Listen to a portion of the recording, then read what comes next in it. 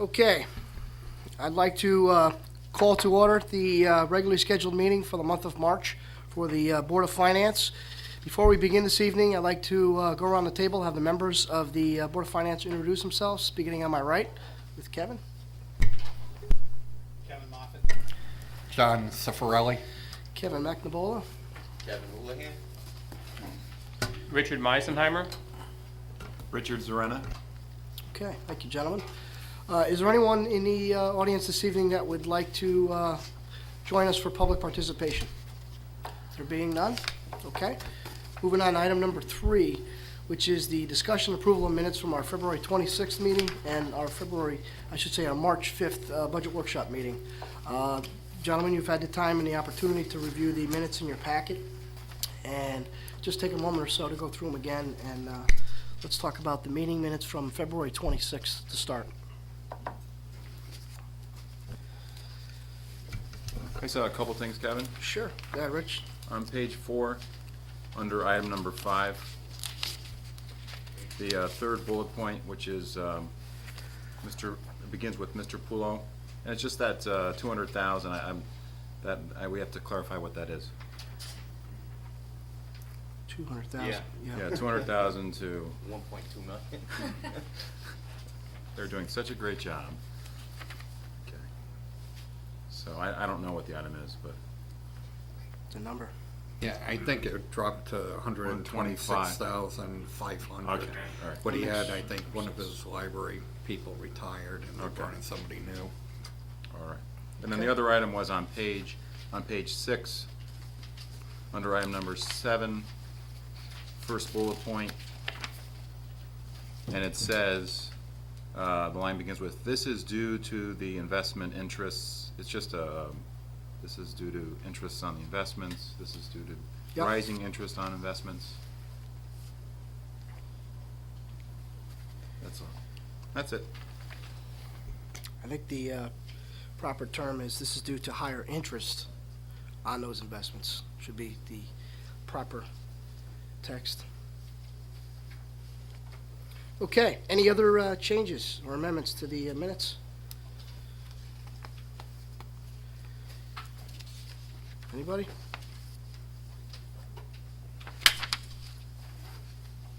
I have a couple adjustments on page 5. At the top of the first paragraph where it says there's estimated uses of last year was 67,000 gallons. That was me that made that statement. That wasn't Al. And then first bullet, halfway down the page, under overview presented by Chairman McNabola, the last sentence. It says, Mr. McNabola explained that these changes account for 3.4 of the total 8% budget increase. That figure should be 2.2.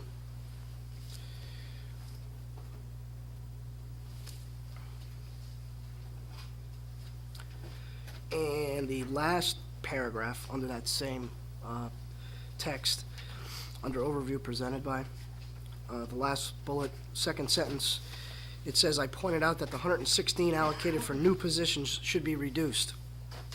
That should say, basically, that a recommendation was made by myself during the slideshow. Wasn't asking that it be reduced, it was just purely a recommendation. Okay? That's all I had. Anybody else have any changes or amendments to the February 26 minutes?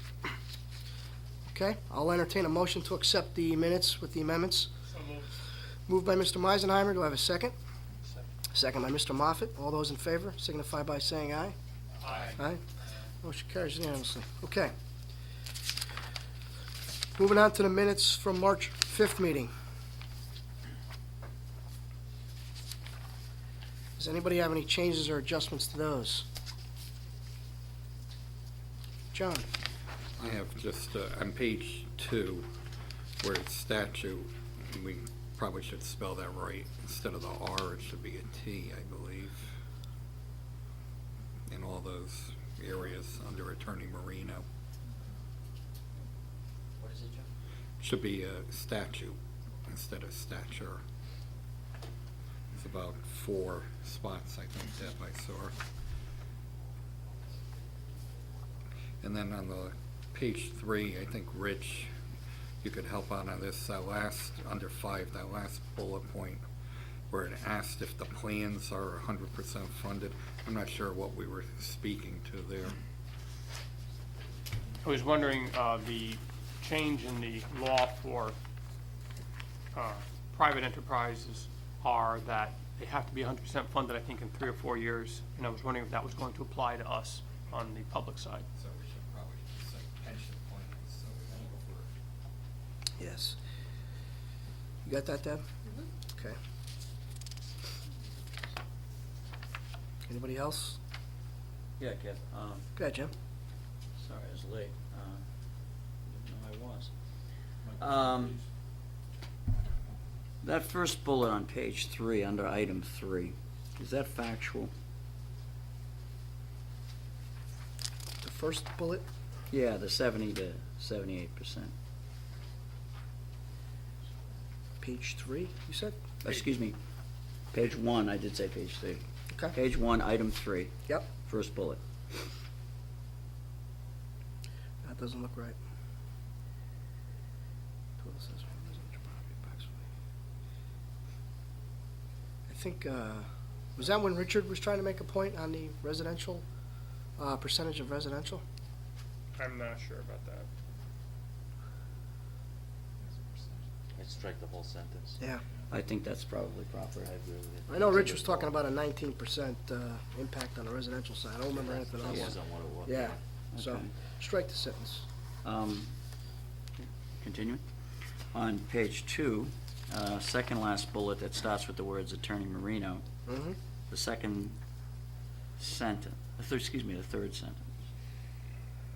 I think, the second sentence. I think the intent on that was if residential property taxes go up by 20%. Okay? The town might be eligible, and the statute, there's another statute there, Deb, could apply. Because I think there's a difference between residential property going up and residential property taxes going up. I think we were talking about residential property taxes, Anthony, was that correct? All right, Anthony. Yeah, it's Attorney property Marino. taxes. Okay. Now, the sentence, the third sentence, the one I was trying to get to, he added that there is a penalty if you do not reevaluate as mandated by the state. While it is unclear, it appeared residential tax was increasing by 12%. I think he was trying to indicate there that there's a penalty for the town if we do not revalue. Okay, I accept that one, Kevin. Now I'm on the sentence which starts, while it is unclear.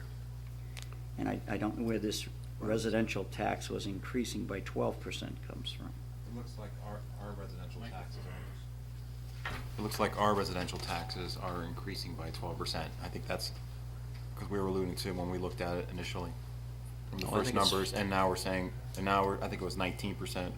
Yeah, I You were think saying the it has to be in 12%. excess of 20% in order to qualify for this statute, which we're gonna learn more about today anyway. Right, right, sorry. But I don't believe it is at all true that we said at any time during the meeting that the residential tax was increasing by 12%. I heard 20, I think it's heard 19, 19. yeah. Right, it was 19. Okay, so. You just change that from 12 to 19. Is that okay? I have it in my notes as 19, so. Yeah. That's all I got, Kevin. Okay, anybody else have any other changes? The only change that I had was on bullet number 1, under item number 4. Last sentence, where it says the new allocation split coupled with the workers' comp insurance added to their budget. This resulted in an automatic 2.2% increase, not 3.2.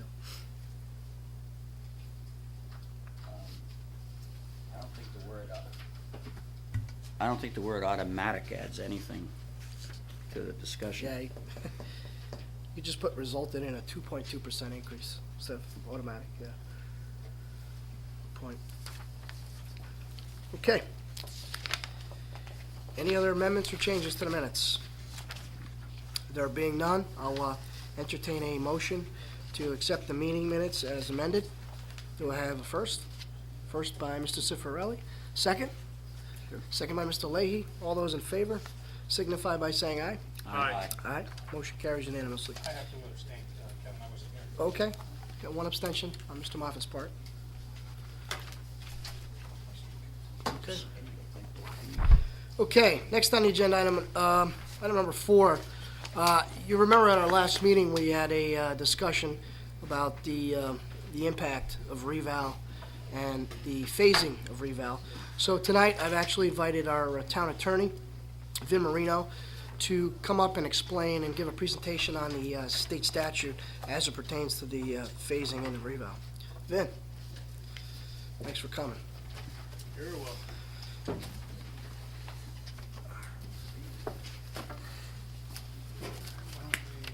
Got handouts, yeah?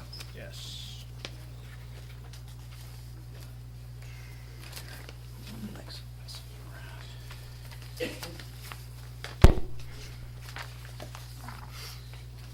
There should be enough there for everyone around the table.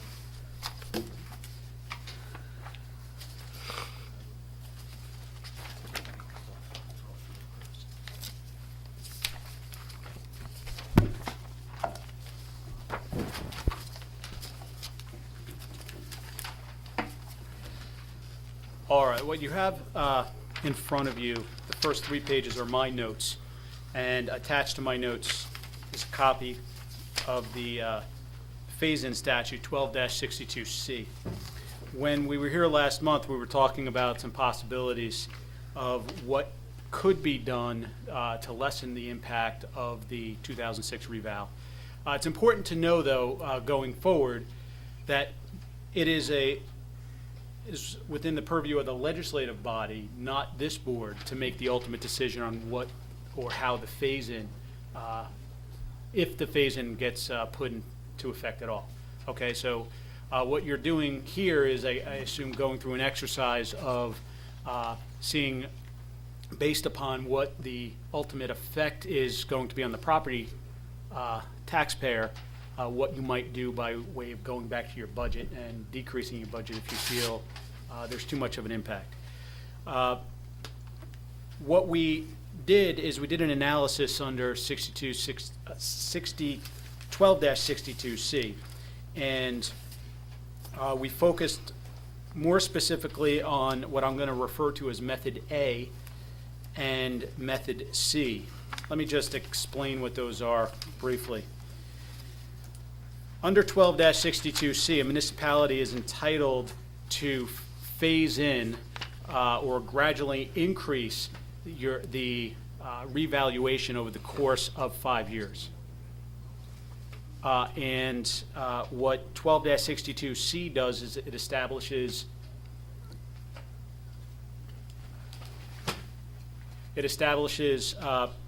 three methods to accomplish that phase-in. And let me just wait a second, just in case. We want to make sure all the board members have the benefit of the discussion.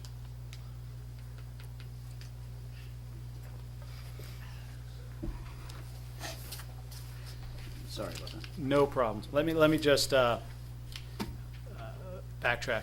12-62C provides a basis for municipalities to phase in the effect of the revaluation over a period not to exceed 5 years. It establishes three different methods to effectuate that phase-in.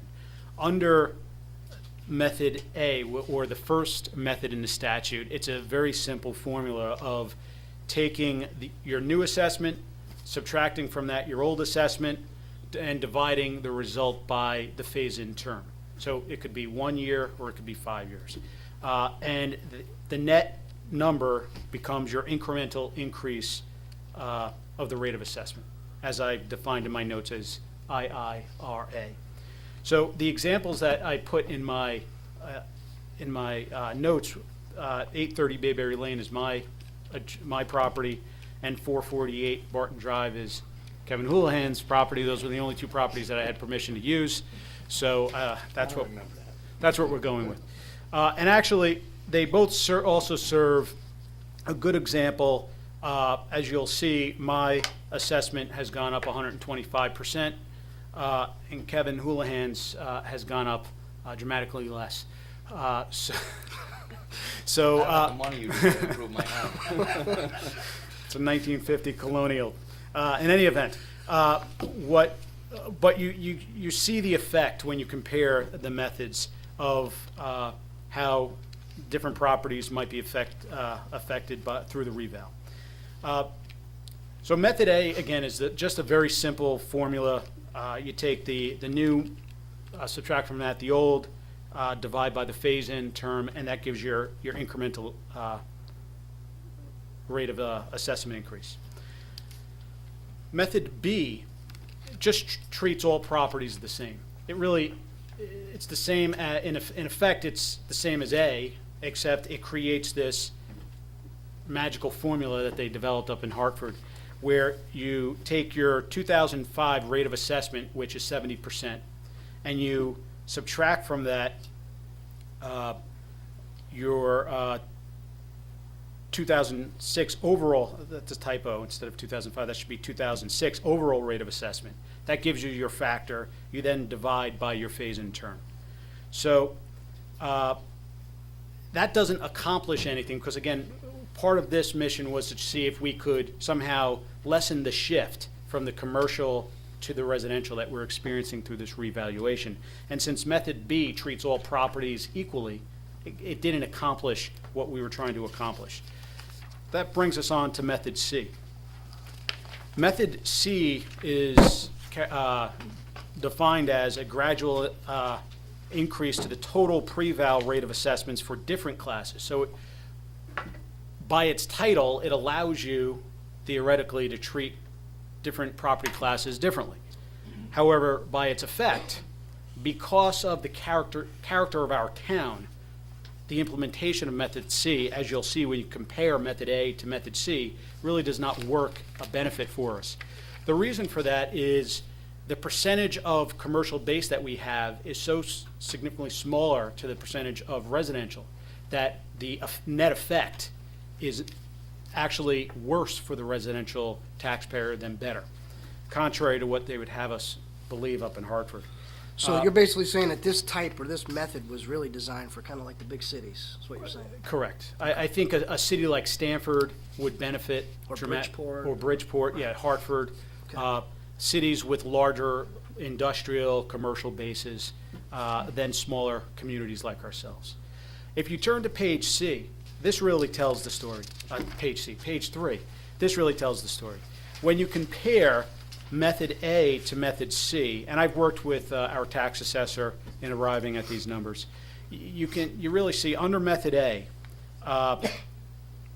if you look at the 2006, my re-val in 2006, I would go from 2005's number of 237,300 to 2006's new number, which is a 20% increase. My new assessment would be 297,220. Jump down to method C, just for direct comparison. If we used this method, my 2006 re-val would be 352,820, clearly larger than the method A number. So although method C would seem to suggest that we can treat our commercial differently from our residential because of the percentages of residential compared to commercial in the town of Orange, method C just does nothing for us.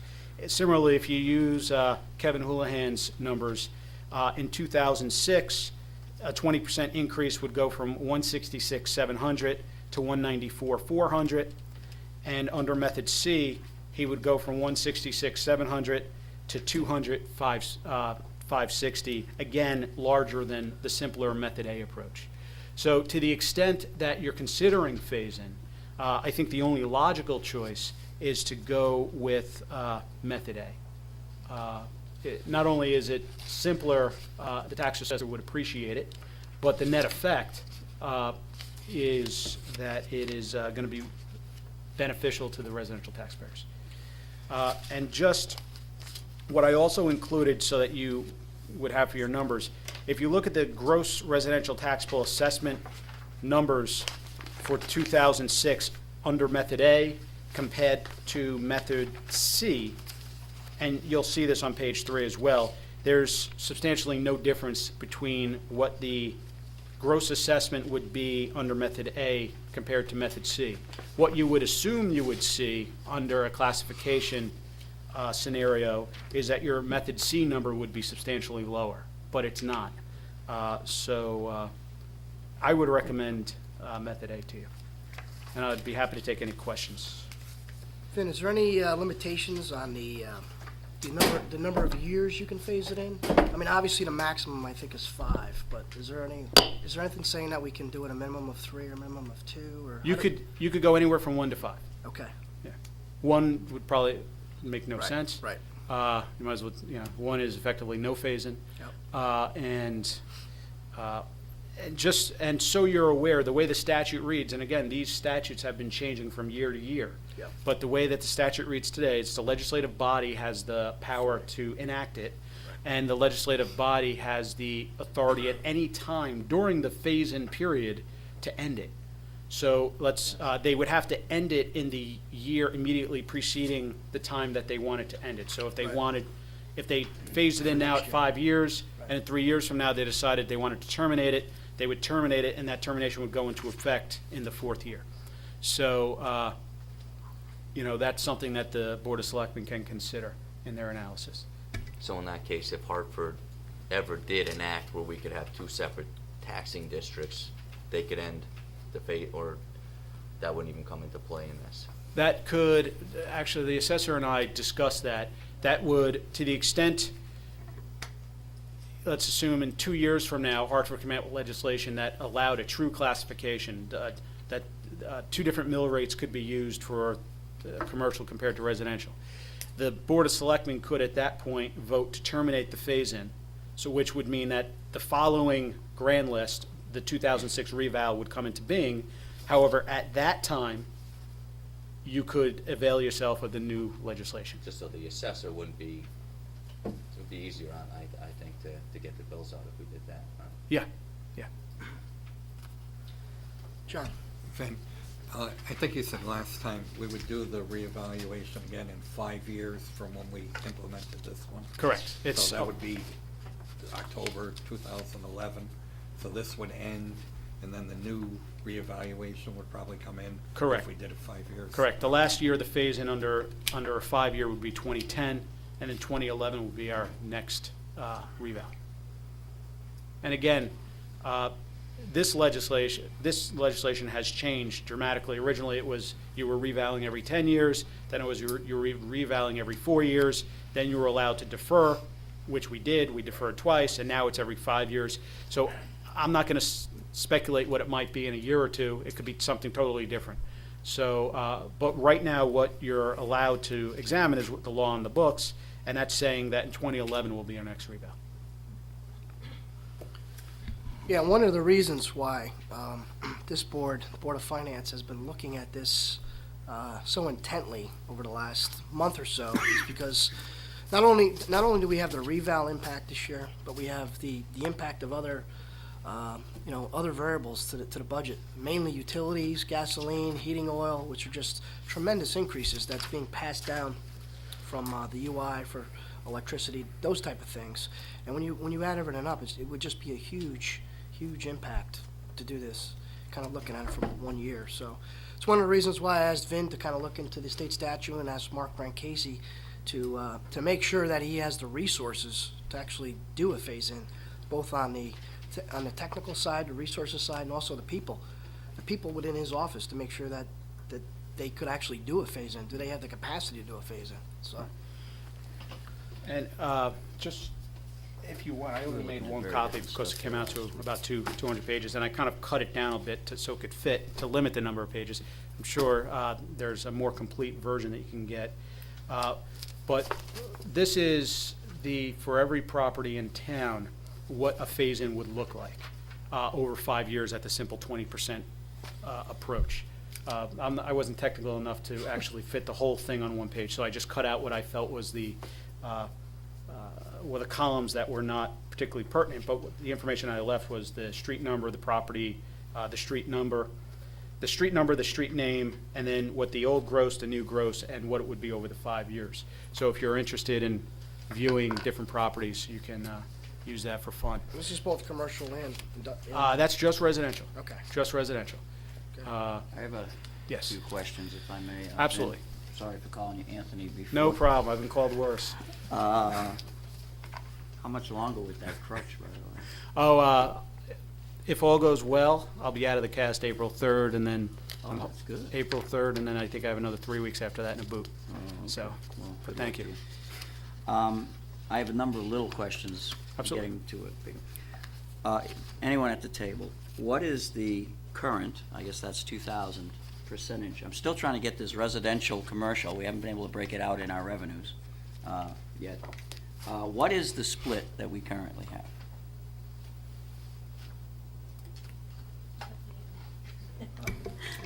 I apologize that I did not bring my folder with Mark's grand list report. Do you have an idea? Is it 66, 20? Percentage-wise, I would say, based on the total grand list of 2.1 million, of which the 1 billion, I'm sorry, of which the residential is approximately 1.4, All right, so we'll call that 67%? approximately, that would be And that's under the correct. old, right? That's under the new. That's the new ground list. What is it now? That's no. You're asking what was it from 2005? Is that really, where are you going with this, Jim? I'm not following you. I'm trying to, I've talked to a lot, we were talking last time about, and I don't know if we were in regular session or working session. Yeah.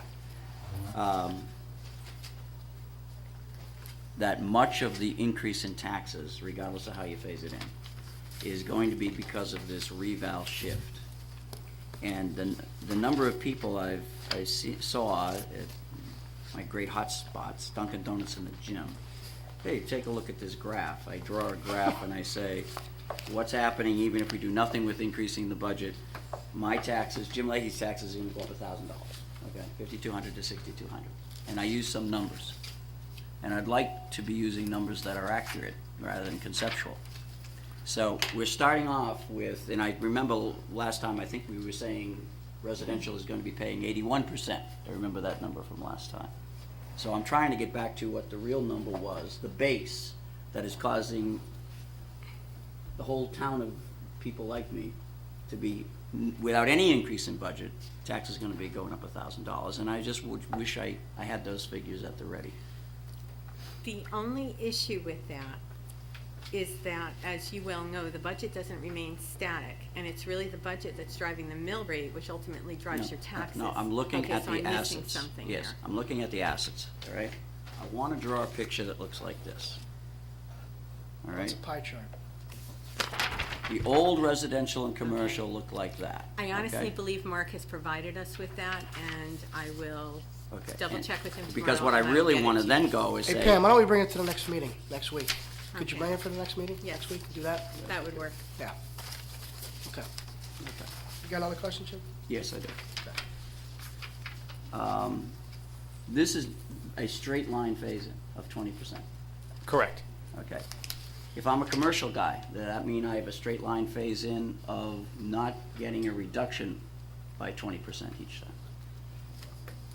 No, what you'll do for every property class across the board is the same formula. They'll take their new assessment, subtract from that their old assessment, and that'll give you the number, the difference. You'll take that difference, you'll divide it by 5, if that's your phase-in term. Right. And that'll be their incremental increase I each year. assume by that, the answer to that is yes. Yeah, that gets added on, so if you But, have. go ahead. right, then you go back to your old assessment, and each year you add in that number. So for simple math, if the differential in the commercial is 100,000, each year they're gonna pay an extra 20,000, their assessment's gonna increase by $20,000 per year. Okay, on page 2 of the notes we just approved, on the second last bullet, we said commercial property could receive a 25 to 30% tax cut were this re-val to go in and just fly right in the door, right? So I'm asking this question, and I just want to be sure, I'm pretty sure, right? That just as the increase of, let's just say my $1,000, if I got all of the re-val at once, I'm going to pay $1,000 on the current budget of 50 million. All right, next new budget, all different. All right, but now I'm only gonna pay 200, 200, 200, 200, right? Correct. So if I were a commercial guy and I was getting a reduction of $1,000, Yes. would I be getting a reduction on Yes. phased in, Yes. just like that? Yes. That's my Yeah. question. Thank you. Yeah. And just so everyone's clear, the reason for that is because we're keeping the re-val, we're keeping the assessments at their present, 2005 value, and then increasing them incrementally. So Yep. residential is slowly going up, and yes, the They're effect. going up like this and the other. Exactly. Relatively Exactly. speaking. Relatively speaking. It's like a step. Yep. Yep, okay. Okay. Thank you, Pam, thank you. Okay. Does anybody else have any other questions for Vin at this time? Okay. All right, good luck. Thank you, Vin. Okay, at this time, I'd like to have some more discussion and then entertain a motion to make a recommendation to the Board of Selectmen for the possible phase-in, which would be Method A, the method we just discussed. Any more discussion on this matter? John? I'll lead it off. I took the new chart that Pam provided us, Yep. going out the 5 years. If you did the 5 years and you phased it in the way they presented it, this average taxpayer would have a savings over the 5 years of $1,245 by my calculation. I mean, that's quite a bit of money as far as I'm concerned, and I would be in favor of recommending to the Board of Selectmen that we phase it in, and that we phase it in over all 5 years. Okay. Any more discussion? I agree with John. Okay. John, what's that number if it was a 3-year? It would come down relatively speaking, wouldn't it? So it'd be like maybe 900 or something like that? Yeah. 800, 900, okay. Anybody else? Okay. At that point, I'll entertain a motion to make a recommendation to the Board of Selectmen for the phase-in of Method A, which would be the 5-year phase-in. I'll make that. Okay? Motion. John, go ahead. I'll second it. Go ahead, John. Made it? Okay. Anyway, you want me to? Yes. Go ahead. I'll make a motion that we recommend to the Board of Selectmen that they authorize a 5-year phase-in with the new reevaluation, starting with the July 1st, 2007 tax bills. Okay. First by Mr. Cifarelli. Do I have a second? Second. Second by Mr. Houlihan. All those in favor signify by saying aye. Aye. Any against? Nay? One nay? No abstentions? Okay. Motion passes Yeah, just got- unanimously, 5-1. Okay. Okay. Thank you, gentlemen, for that recommendation to the board. All right, next on the agenda, I have item number 6. We have Selectman Okenquist here, who's also head of the Capital Planning Committee. He just wants to give us an update on the library project. There's been some new developments on that since we last met. Ralph? Thank you, Kevin, and I'd like to thank the board for the opportunity to come back.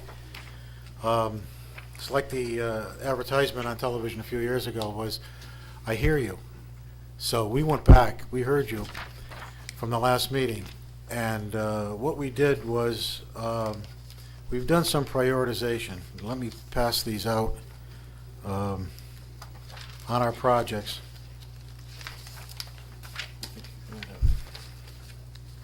You have enough there, Kevin? Yeah, I think so. What we've done is taken a good hard look at the projects that totaled last time, 532,000.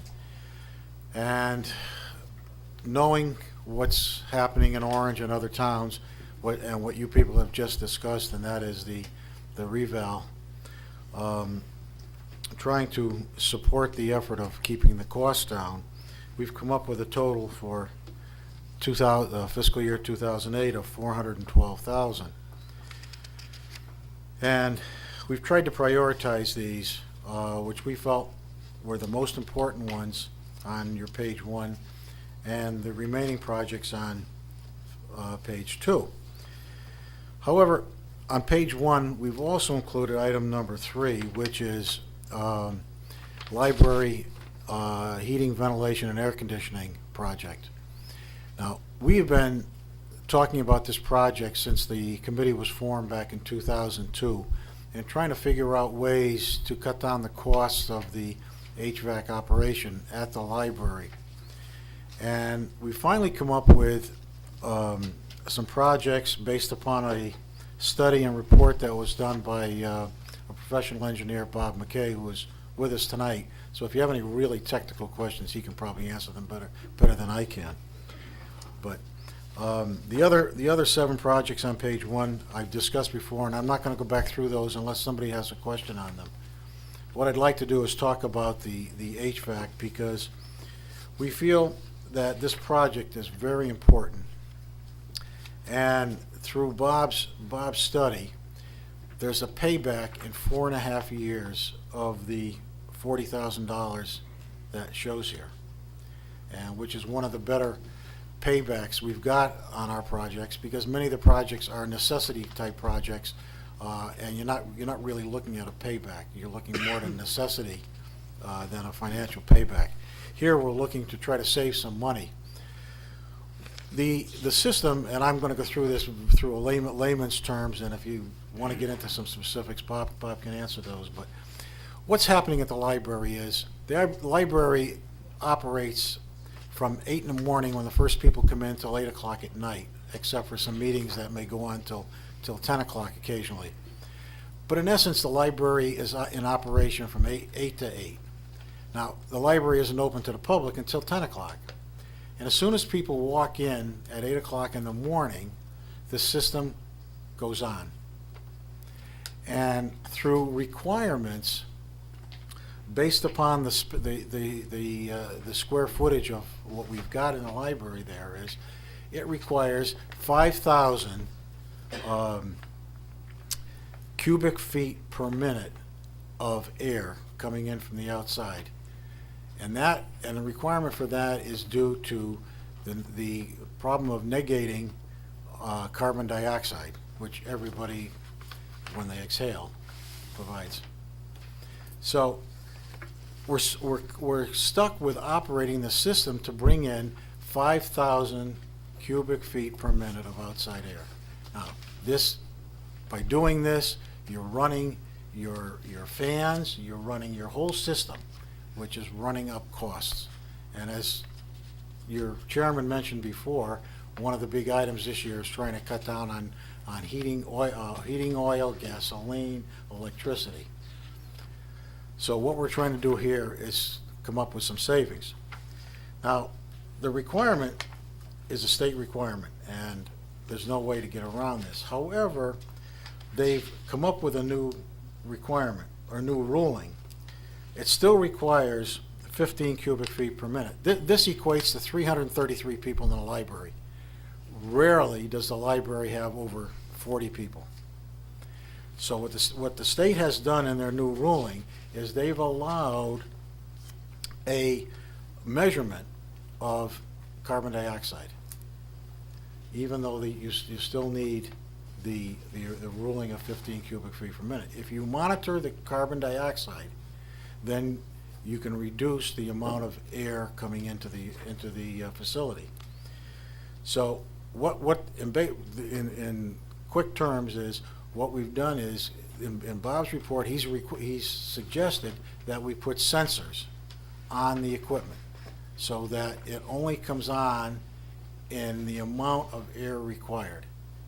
And the state allows that as long as you're measuring your carbon dioxide.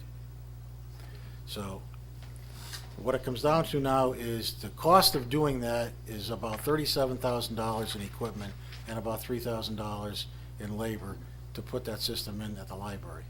The payback is in 4.5 years. After that, you're getting pure savings.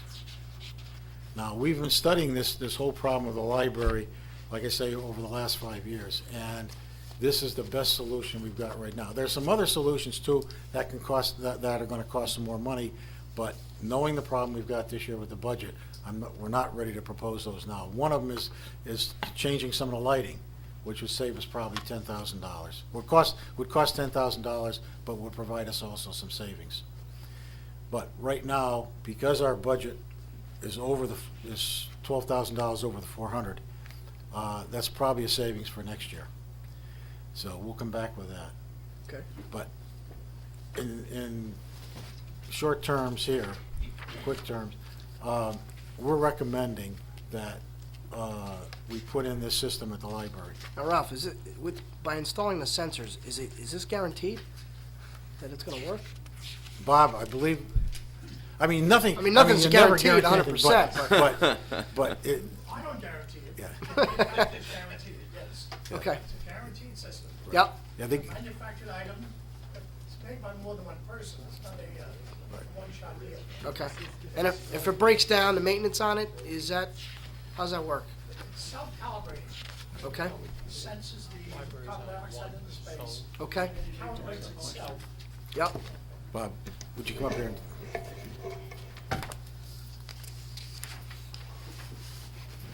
So it calibrates itself, kind of, What happens now is the outside air damper, let's go back for a second now.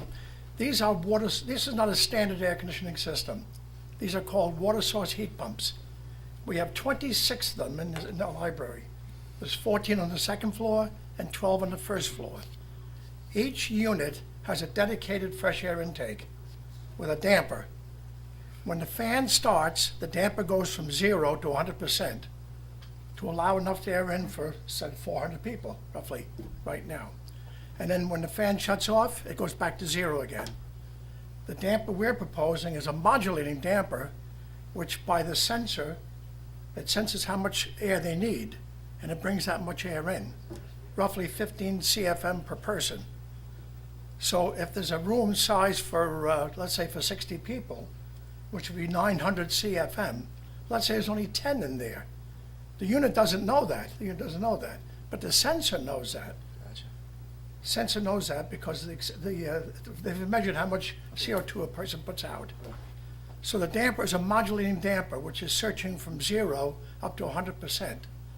Now, if a room is sized for 100 people, and there's 100 people in the room, the damper is open to 100%. Got it. If it's 50% occupied, the damper closes 50%. When the fan shuts off, when the unoccupied circuit, the fans go off, the damper closes all the way. Closes all the way. Hey, Bob, is this new technology of some kind? Yes. The technology is not new, but the application is new. The technology is new. And I heard somebody say payback in savings. What specifically are we saving? Well, electricity. Well, let's go back for one again. Each one of these units has its own compressor. Its own compressor. The compressor operates every day of the year. It's used for heating and cooling. They're heat pumps. It's not a standard air conditioning system. So we're saving on the electric cost and the gas, which is put into the system. I don't get too technical about it. They're heat pumps. They're not But conventional somebody said units. it was 4.5, not 4.2. So I'm just curious how the calculation was made. Yeah. It's based on savings in electricity during, Electricity over the and course of gas. over the years, divided by the total cost of the Because, project. we're bringing air in at, let's say, at 10 degrees in the wintertime. We have to heat that air from 10 degrees to 70 degrees. In the Right. summertime, it's 95 outside and it's 70 inside. Right. We gotta cool the air down from 95 degrees to 70 degrees. Okay, but I very much appreciate, Chairman, the calculation. I want to know what is causing the reduction in usage of the electricity? The heating and cooling of the air, Right. heating and cooling of the air. brought in. Amount of air brought- It's not gonna be 100% every time it goes on, it will only Right. adjust to the amount of people in the room. So if you had 100 people in a room today, Yeah. it would be blowing for 100 people. As opposed Next to week, 400, or, you'd you know, be- next year when it gets you'd use a installed. quarter Right. of you would, instead of 100%, you'd be using 25%. So this type of technology wasn't available when this building was built 8 years ago? No, not the application of this technology. Well, what happens is the state says that for ventilation air, that it's the potential occupancy, not the actual occupancy, potential occupancy. And they say 15 CFM, and they said 20 persons per 1,000 square feet. It's roughly 22,000 square foot library, 20,000 square feet. That means you have 400 people. 20 times 20, 400 people. We never have 400 people in the library, but the code says 20 persons per 1,000 square feet. And you bring in 15 CFM of air per person. That's where the air comes in. So even though you have 5 people in the building, you've got to bring air in for 400 people by code. That's what it says, potential. Because the units don't know how many people are in the room. The unit doesn't know. But the sensor's going to tell the unit how many people's in the room. Thank you. Kevin? Just quickly, is this new system standalone, or obviously it works in conjunction with the system that's already there? Are there gonna be any problems, one piggybacking on the other? No. In terms of one goes down, whose fault is, you know, that? We're not gonna modify the system at all. We're Okay, gonna so modify the it's gonna system. be a standalone A system. standalone system. It'll be standalone. And actually, the only thing it'll control is the damper modulation. It doesn't control the unit at all. There's still a thermostat there putting the compressor on and off. And there's still boilers there, and there's still a fluid cooler outdoors for the summer operation. Thank you. Okay, anybody else? Rich? This is a 22,000 square foot building. When one Roughly. person goes in the building, all the zones, in the entire building go on? If it's in the occupied mode, yes. At 10 o'clock in the morning, the building is occupied. Actually, at 8 o'clock in the morning, when the staff comes in, It's full blown. it goes into the occupied mode. And only the fans start. The fans start. But when the fan starts, the damper's open.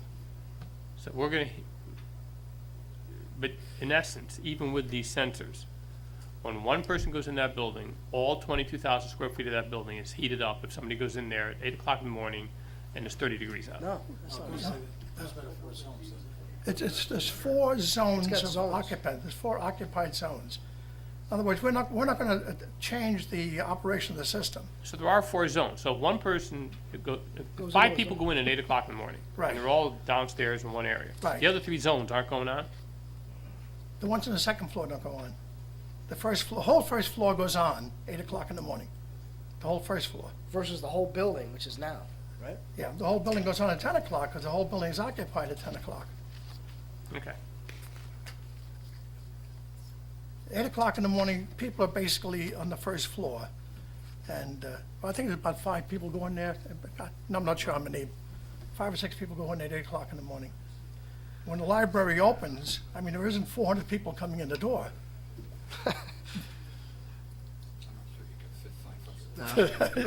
You may, But see, the units don't know how many people are in the room. The unit doesn't know. It knows if they're in the occupied area and the damper's gonna open, 100%, by code. But the sensor is gonna tell the units how many people are in the room, Right. Understood. by Okay. how much carbon dioxide you expel. I think I just have one question. Maybe Now, I'm this system is mistaken. applicable to any building in the town of Orange. We can do every building this way with a central air conditioning system. When Bob DeFeo was here, I think for the last couple of years. Yeah. Didn't he talk about problems with the heat pumps and having to replace them shortly? Yes. Now, this isn't gonna take care of that, or this is gonna? They've got to replace 1 or 2, but that's in their normal maintenance budget. That's it. It's a big number to try to replace all 26 at one time. And that's one of the reasons we got away from that, because it was a big number. And they're all not gonna go at once. So the one that, I believe it's 2 that have gone, and they've been replaced. So we figured this is a better way right now of trying to save some money, rather than trying to replace all the heat pumps, because they're all not bad. Will this then help the heat pumps last a few more years by not having them Less full use. out Sure, then? less Okay. use. Yeah, extend the life. All right, Right. so we are taking care of that problem a little bit. At the But sa- the right, heat- at the the same heat time. pumps operate for heating and cooling. Right. They operate in wintertime, right now. Yeah, but he's saying based on the fact that they're now They're not gonna be sensor-driven. running as Right. much. Exactly. That's true. They won't be running as much as they were. Going forward. Exactly, right. Right. Okay. And ironically, they tell you that what it is right now, the electric bill in January is the same as the electric bill in August. Same electric bill to both months, because that compressor is running. Yeah. Constantly, right. I mean, normally, you know, when the cooling season, I mean, during the heating season, your compressor doesn't run at all. Okay. Thank you for the explanation. Okay. Thank you. Okay. Okay, Ralph, we will Okay. take this project under advisement, Okay. and, you know, we'll And we're hopeful that you'll go along with the 8 projects we've got here. Yep. We felt Okay.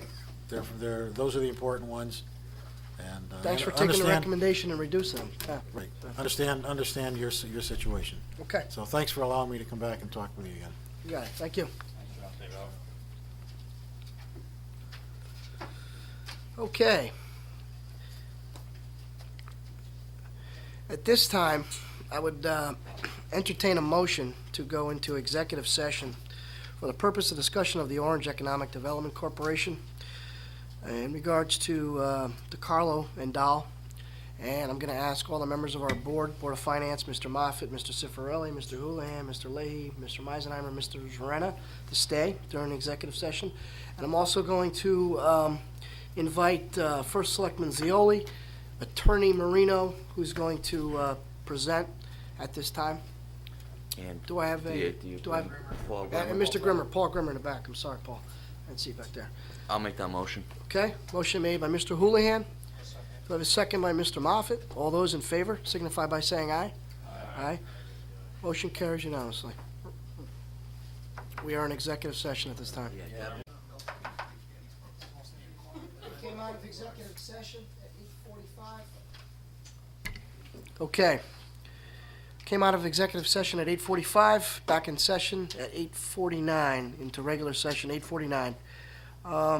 Next item on the agenda is discussion of possible action on the settlement of the Orange Economic Development Corporation, DeCarlo and Dahl legal settlement. I would like to entertain a motion, but first a little bit more discussion with Pam as to far as where we should fund this settlement, which was $26,000 for this year in a lump sum payment. There's a couple areas within, I think, our existing budget that we can look at, but I'll take recommendations from John and whoever else. Pam, I was looking at top of page 4 on our current report. We have a legal settlement account with $27,000 sitting in there. Could we use that? Actually, are you referring to the very first? Very first. Okay, there was no original appropriation in that account for legal settlements. Right? Um, So did you, That's a credit, right? Yeah, okay. you're absolutely correct. There was an adjustment made, and there's a number of accounts here that need adjustments, but that might very well be an area. So if I can have an opportunity to just explore Okay. that a little bit further. How about then on page 20, we're showing a $146,000 balance on interest on one of the bonds. I thought we talked about all the bonds being paid. Is that there an error? Can we use that? Or, I or, highly suspect that that payment is probably to be made, and that's another area that I would like to review. okay, how about on page 21, the workman's comp premium? You know, a lot of those workman comps are paid by March, the totals. Unfortunately, those are paid quarterly, Okay. and that's pretty close to an accurate Pam. projection. Pam, I'll give you one here that might, that just might work. Okay.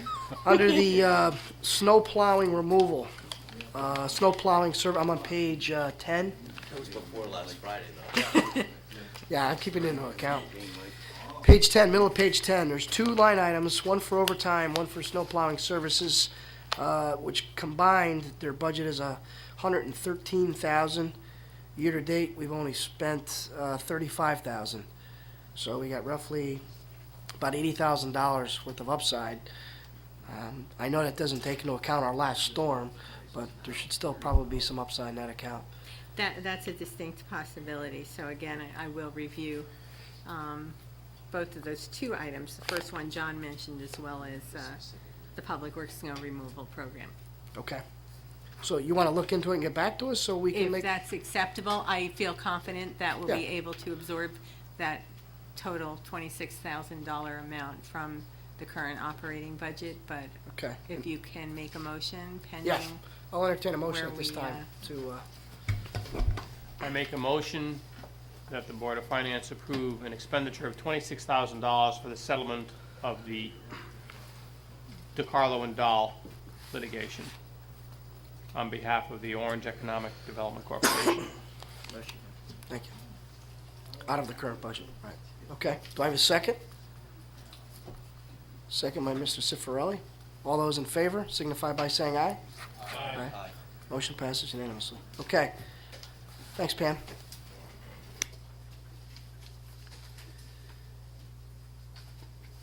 Okay, next on the agenda, we have item number 9, which is the discussion, possible action on the funding of the feasibility study with Westport Solar Consultants on the purchase of solar system, and that's going to be presented by First Selectman Zioli. Yeah, it's not the solar system. I said solar, Solar-voltaic. yeah, solar-voltaic system. Photo units. They used to have those where you could drive in and drop off your film. On a photo hop or something. Okay, Photomat, that's right. Photomat, that's what it was. The Board of Selectmen started talking about this a few months ago,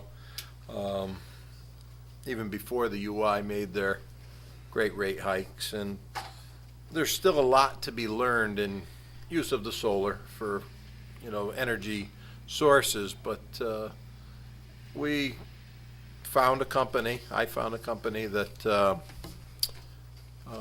Westport Solar Consultants, and we've met with them, met with a man named Mark Peasy, who's the principal of that company, a couple times now, and the Board of Selectmen felt that we would like to at least take the next step at this point and move forward and explore a feasibility study.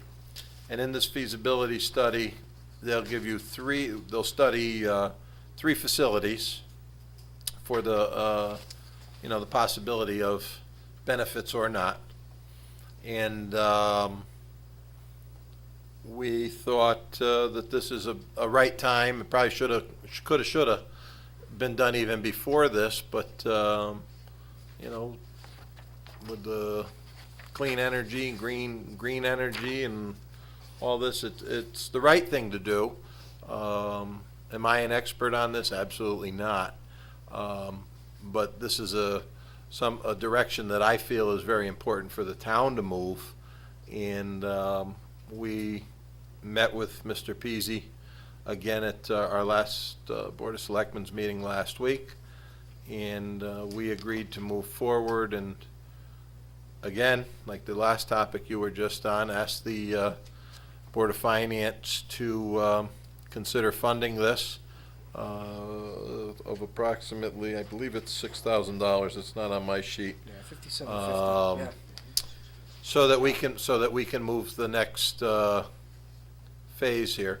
If we decide to move beyond this, if we actually decide to move one of our facilities towards clean energy, there is quite a bit of grant funding and both state and federal available for these type of projects at this time, since it's a very hot topic. It's a right thing to do, I guess some people would say.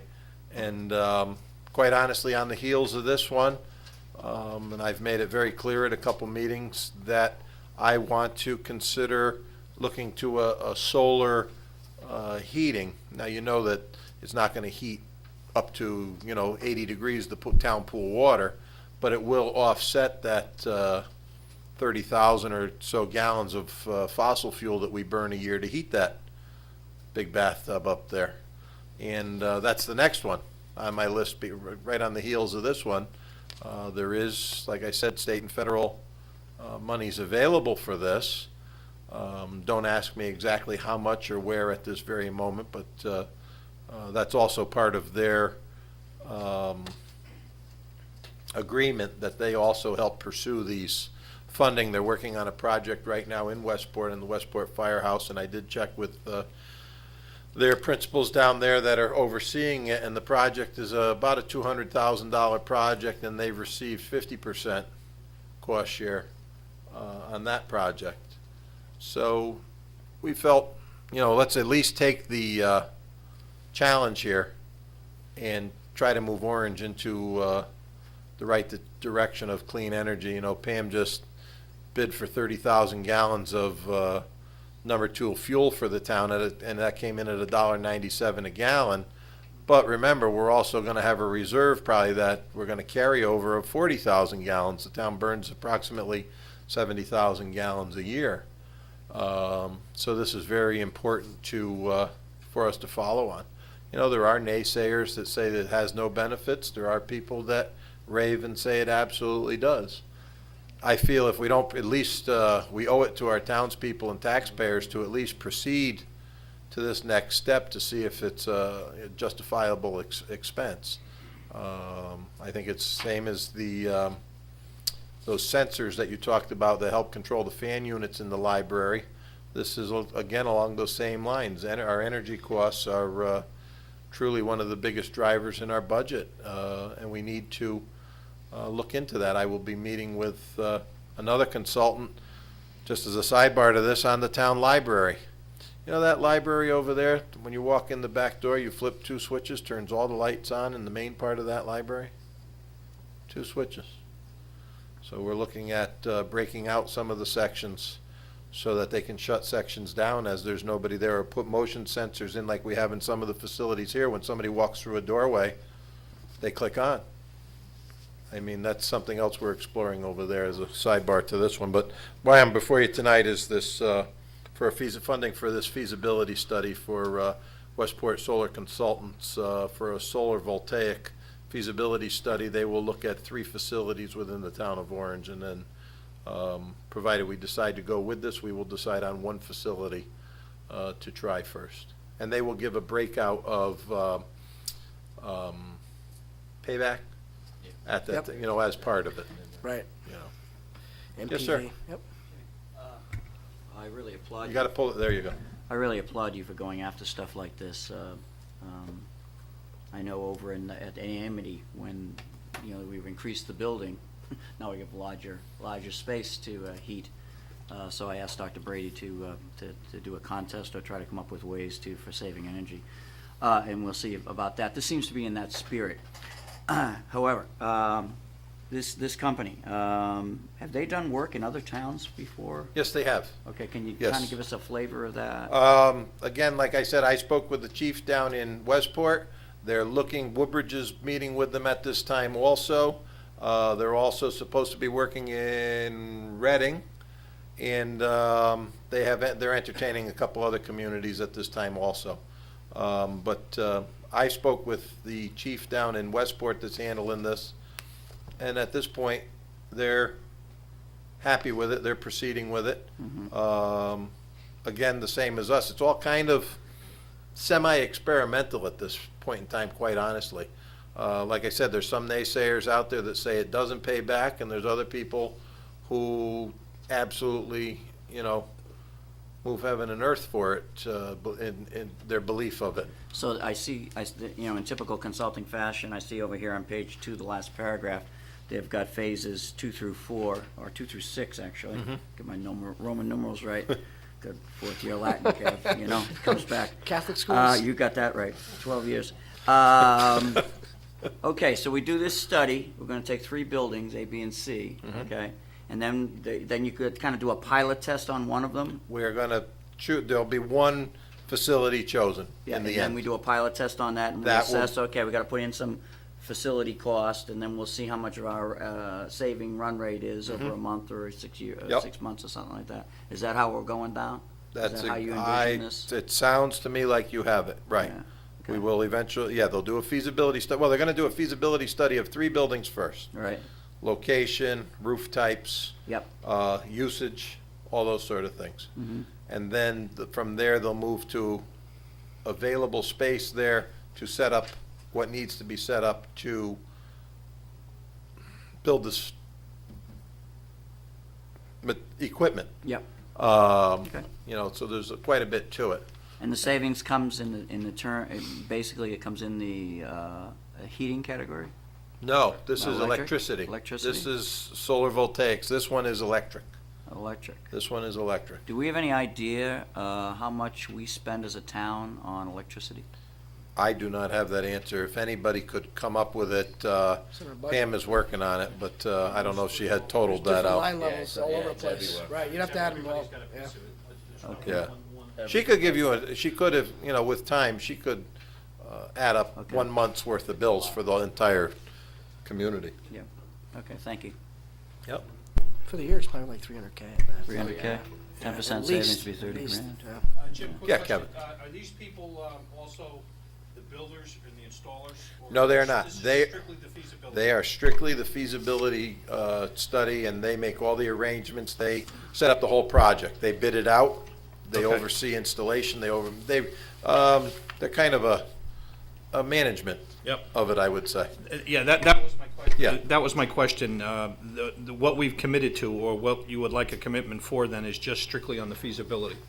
That's it at this time. Okay, and Yep. then the bidding would be done as a separate, one of the other phases. Correct. Okay. Correct. At this point, it's just a study. Yep, thank you. Yeah. It's just under. 5750, yeah, 5750. Yep. Okay? Thank you, Jim. Thank you, everybody. Yeah, I think this initiative makes a lot of sense, particularly in light of the fact of the electricity rates in the state of Connecticut. I think it definitely makes sense. I'd like to entertain a motion, if we would, to go along with the feasibility study. I'd like to, I don't know exactly how to phrase it, but I think we should do this. I entertain a motion that we proceed with fees for preliminary concept study, feasibility and system design with Westport Solar Consultants in the amount of, if you count travel, $6,000, or do you want $5,750? We'll include the travel, All right, yeah, 6,000. 6,000, including, fees and travel. Okay, That's only 5 trips. yeah.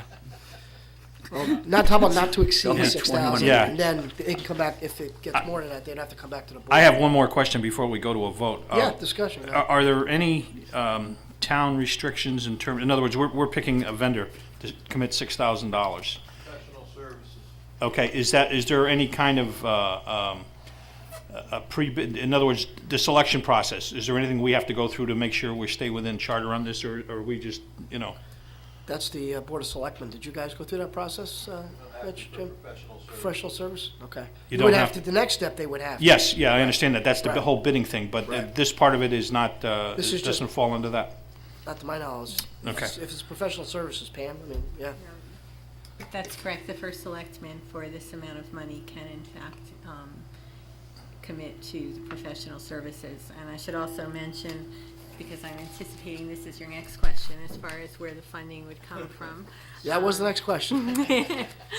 There is available funding under technical services for accounting, and that's on page 1. Okay. What's not happening there? Actually, I believe my predecessor had appropriated funding in there for an ADP system, Ah, which is not going to be. That's a correct. part of- Okay. Brings back memories. Okay. I'll second Jim's motion. All right. First by Mr. Leahy for the amount of $6,000 appropriated for the feasibility study for Westport. Is this Westport Solar? Yeah. Second by Mr. Houlihan. All those in favor signify by saying aye. Aye. Aye. Motion carries unanimously. Thank you, gentlemen. Okay. Moving on the agenda, item number 10, which is the review and discussion of the proposed 2007-08 budget. Pam has some information for us on the revenue side, as well as some key items on the expenditure side.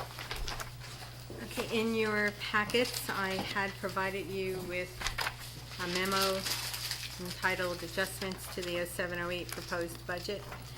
I explained some of the adjustments that were made on the revenue side, and as a result of these adjustments, our ancillary revenue at this point is increased by approximately $745,000, bringing it to a total of $5,470,847. On the expenditure side, I actually made some suggestions, and I did them by sections, which hopefully was clear and helpful.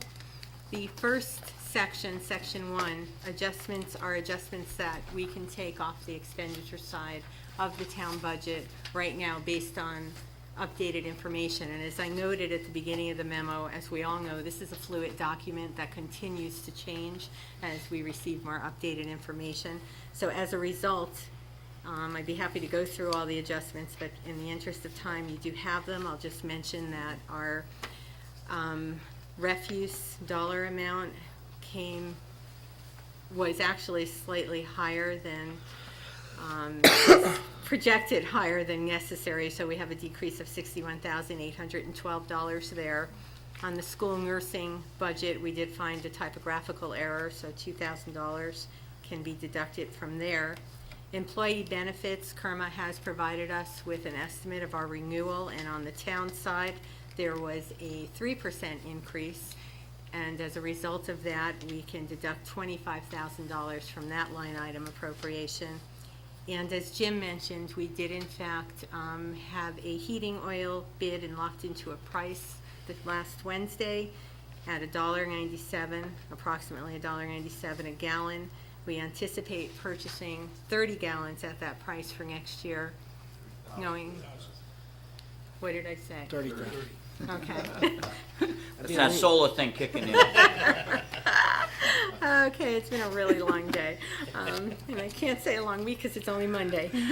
However, we do have 40,000 gallons that we are carrying over, and we know that inevitably we're going to have a storage fee for those 40,000. So Pam, that price for $1.97 also applies to the Board of Ed, too. that's correct. Mr. Pulo was at the bid opening with me, and we did in fact agree to that dollar amount. Okay. Pam, I Yes. see at the end of that first sentence where it says for next year, is that a calendar year, fiscal? Yes, for next fiscal year, I'm sorry. Fiscal year. Yes. Fiscal year 2008. And all of that information basically provides you with the possible surplus, as I noted in the 07-08 proposed budget, aggregately for heating oil, gasoline, and diesel fuel of $24,530. But I also point out that there are so many variables that affect our gasoline usage as well as heating oil that it might be more prudent to have a safeguard in that account. So I recommended a $10,000 reduction in the aggregate amount in those areas. Those total adjustments come to $98,812, and I feel confident at this point of deducting that amount from the totals, the initial total that you were provided at the last meeting. That's this sheet here, right? Correct. So if we go to the second sheet, you can see that 98 over there. Right. Okay. I highlighted by per memo dated March 15th, less the first group of adjustments brings the total budget down to $52,837,320 at this point. I then went on to explain some additional budget adjustments, which I left for the board's consideration. I simply went through all the department budgets and tried to find areas that, as time has gone on, I've become a little bit more familiar with some additional information, and I shared those with you. Excuse me. And again, if you took all of those adjustments in total, you could deduct another $41,200. And I did explain that as the sections progressed. Section 2, I felt, provided you with some areas that could be considered for adjustment that will not significantly impact town operations. However, the last section probably would impact town operations a little bit more significantly. And those items include the new positions requested by the police department and the fire marshal, and a couple of items under park and rec budgets that are open for discussion and consideration. And I kind of saw those as the last items that, based on your discussions, I felt you were looking to decrease. Very good. Well, the item, even with the police officers,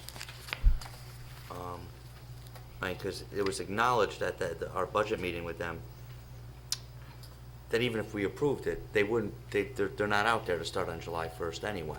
That's accurate. So even if this board was in favor of adding the 2 officers, the number wouldn't be, it would be half of this. Because at best, they probably could get them by January 1 of '08. I would just Yeah. be a little cautious Probably a little with earlier than that, right? Well, Yeah. there's a couple of variables. One is there's a number of officers that actually change departments. So they could be certified officers ready to be on the road within weeks after being hired.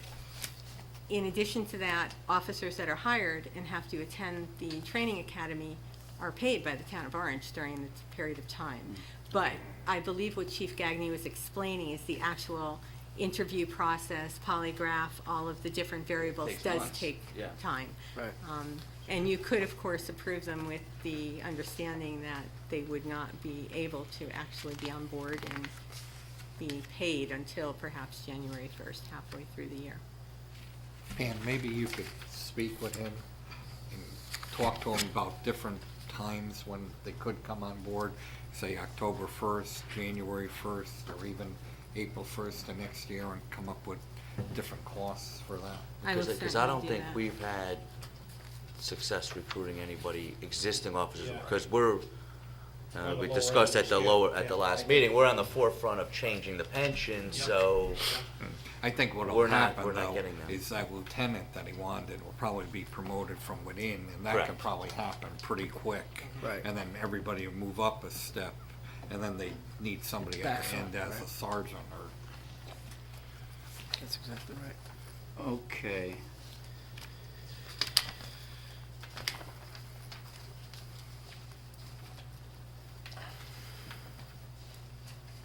How did you calculate, Pam, that 97 on the What I police? did was take the salaries of 2 probationary officers. Right. And then I just took the difference between a sergeant and lieutenant, because as the probationary officers come on, everyone else will move up. A sergeant will be promoted to a lieutenant. Even though it's a new lieutenant's position, you have to be a sergeant before you can become a lieutenant. So it would be the differential between the 2 salaries, in addition to the 2 probationary salaries. This will be a promotion in rank. Correct.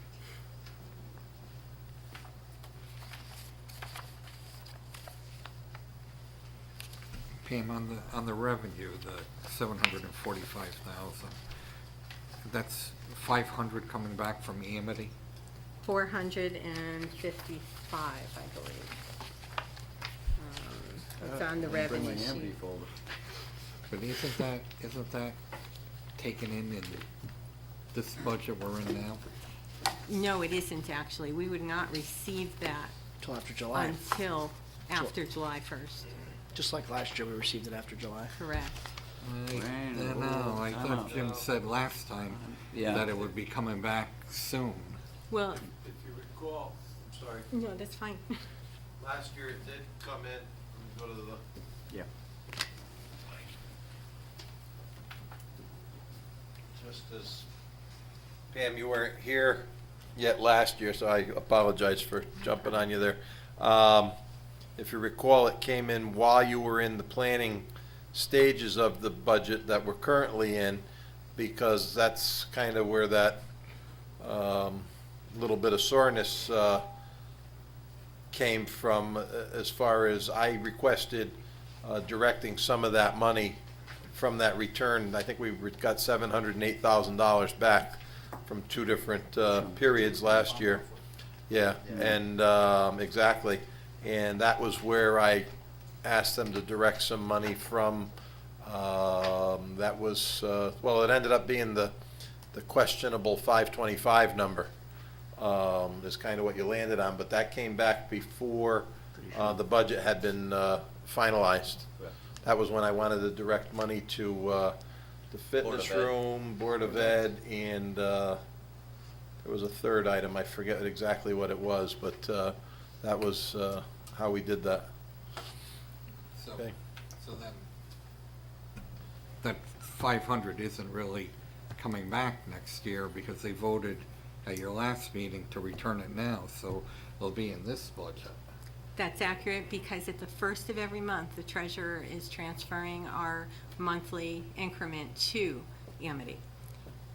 So that will be happening the 1st of June.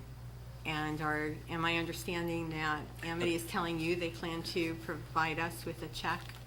That's what they Yeah. told us. Okay. Yeah, we're gonna be paying for the current fiscal year, we pay our monthly Correct. share, okay? This is our share of a budget, I think it's 2005, 2006, right?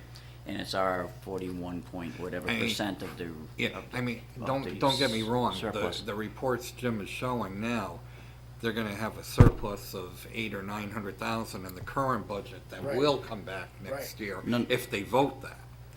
Right, that's Remember, another. they appropriated like Time. 543 of that to insurance though, or pension, right? Right. Benefits. Right, most of, There'll be something, but. there'll be something, but It it'll won't be be- very minor, it won't won't be be that huge. big chunk. Yeah. We need to launch that revenue.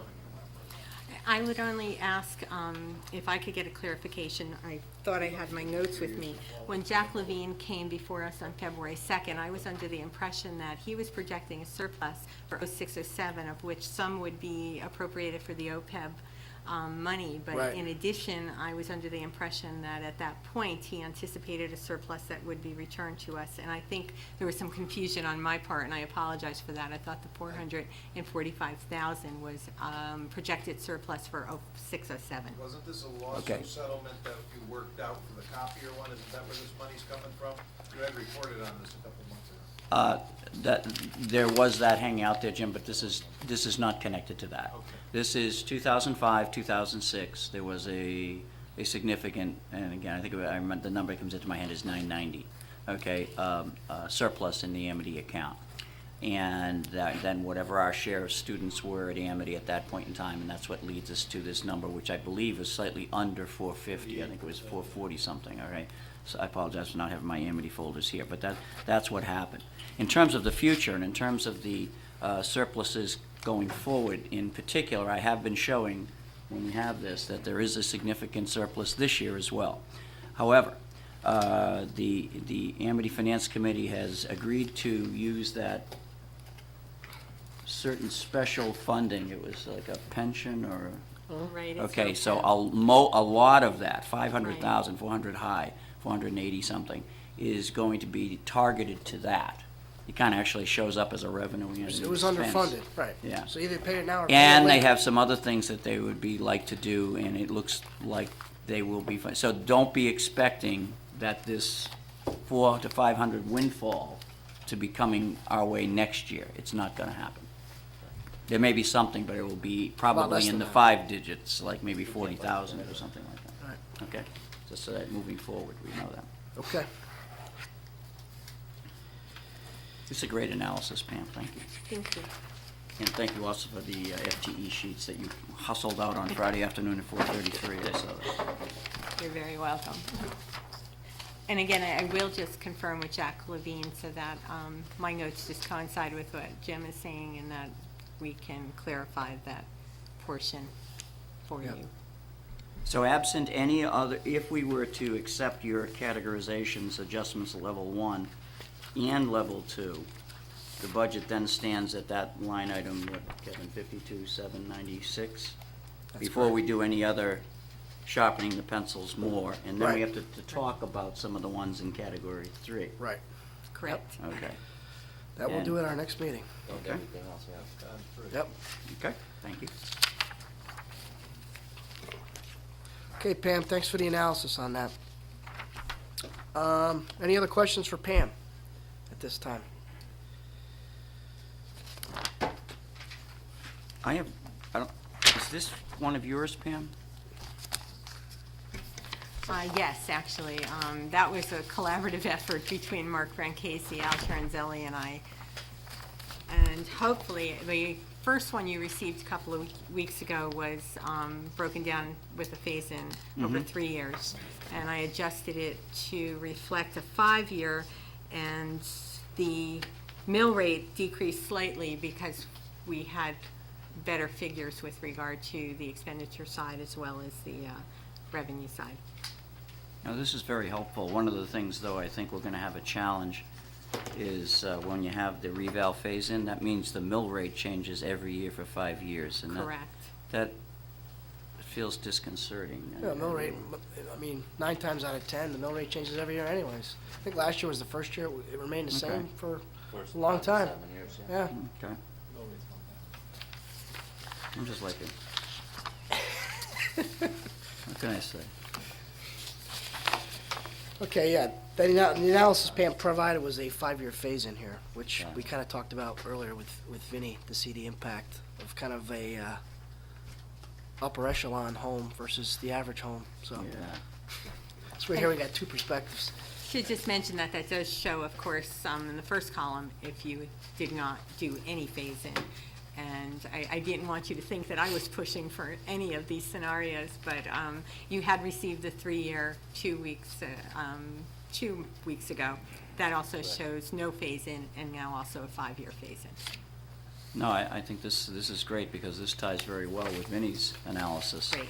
And now you can really start to get a flavor of, okay, if it's gonna be an overall chunk, for me, $1,000, let's say, then okay, it's not exactly $200 each year, but it's, it's somewhere in that ballpark, and it kind of works on from there. It really isn't. Not the first year. It's decreasing. The impact is 41% the first year, not 20%. Oh, yeah, that's the analysis you did last time. And it decreases every year thereafter. So the biggest hit is year 1. I mean, Right. he said, it's a linear, it's 20% a year for 5 years. Well, it isn't. Per the analysis given here, we're seeing 41%, 42% in the first year of the phase-in. If you look at the 5268 is your baseline from where we were last year. The 6562, it's a 7.3% increase. But that's 42% of the increase going forward. It's not linear. Of the whole.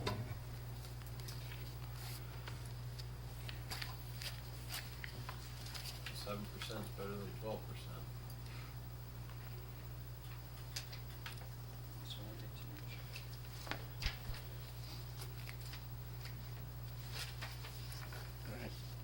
Does anybody else have any other questions?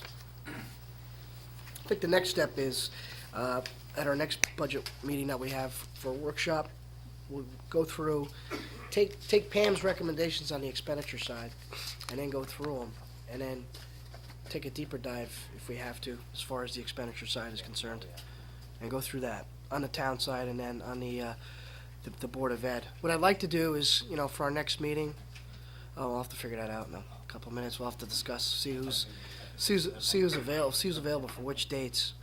But I think for the first half of the meeting, we would do the town piece, and then maybe the second half we would do the Orange Board of Ed. Go through that, determine where we need to be. Okay. Okay. Any other questions for Pam regarding the proposed budget? If not, we'll move on to the next, which is the review of a current budget, revenues and expenditures. Which should be pretty short. Pam? Yeah, actually, as I mentioned in my memo, and I know it was extremely short because we've been spending a lot of time and energy on the 0708, but we are currently running above projections on the revenue side. And with regard to the expenditure report, I think we're pretty close to being on target. I have promised a better analysis, and I will get that to you. There are a few accounts that I'm cautiously optimistic that there will be some surplus.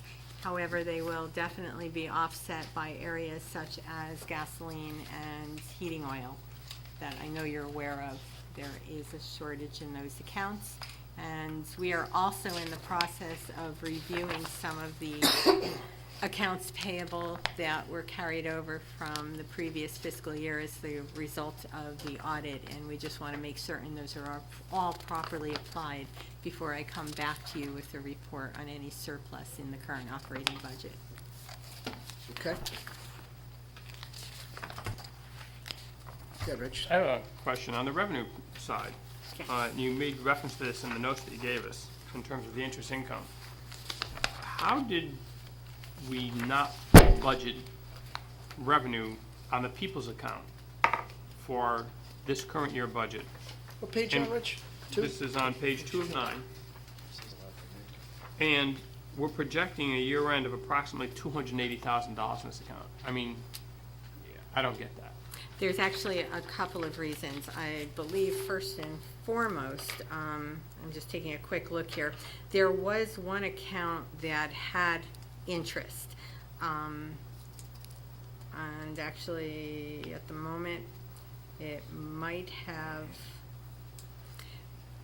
been moved. But to answer the second part of your question, with regard to the people's operating account, I understand that before the new treasurer came on, this was actually was receiving like 1.5% interest. It was something minimal.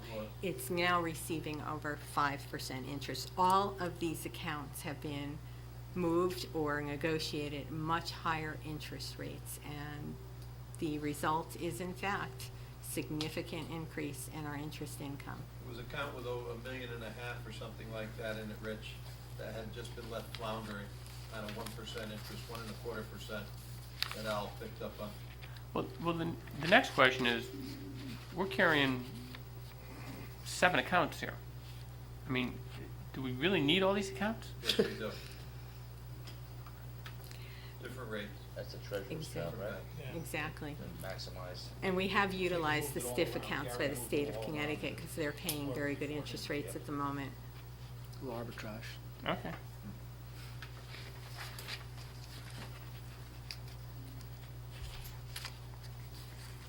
But we could all agree that's a very good thing, right? Yes, Absolutely. 1.5% certainly on $1 been million helpful. goes to 5. That's doing more with less the easy way.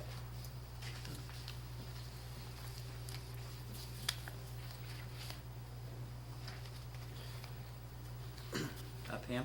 Yes. There's been some discussion, John, I hear your voice, so I don't want to steal your thunder, regarding motor vehicle. And I noticed that from the last time, or at least three weeks ago, of February 23rd, we had 303,000 balance, and now we're down to 207. So I suspect some of those delinquent notices went out and money came in. I Yeah. think historically with motor vehicles, because oftentimes they're paid in 2 installments, I honestly believe people forget to make that second installment, so Oh, I've done that. oftentimes- As a matter of fact, I went back after last time and checked. I thought for sure it was there, but no, I had already done it. And I'm I just think- curious about this. What has been historical about, okay, I get my notice on February and then I pay it, and now we are in March, which is the current year, all right? Does that mean that 207 is likely not to get down to 0? Or is it that we'll still see more trickling in over time, or do you have any knowledge of It's a that? combination, and I would guess that there is a strong likelihood, we've discussed with you the issue with deposits getting to us in a timely manner. That doesn't mean they're not made at the bank, but the Yes. actual transmittals aren't getting to the treasurer's office from some departments, and I'm not saying that that is the case with the tax office right now. Okay. But that does happen, so sometimes these reports are lagging Lagging, behind actual okay. collections. Well, you took a third out of it, so that's a good chunk.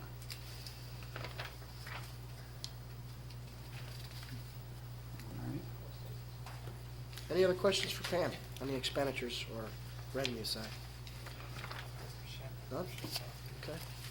Pam, you had a memorandum in here for the 06 budget grand list, firefighter tax abatement? Actually, I was just asked to provide that to you for Okay. informational purposes. Okay, great. Very good. Okay, with that said, I will entertain a motion to adjourn. We have a motion, first by Mrs. Cifarelli, second Second? Second by Mr. Meisenheimer. All those in favor signify by saying aye. Aye. Aye. Motion carries. We are adjourned at 9:32. Thank you, gentlemen. Have a great evening.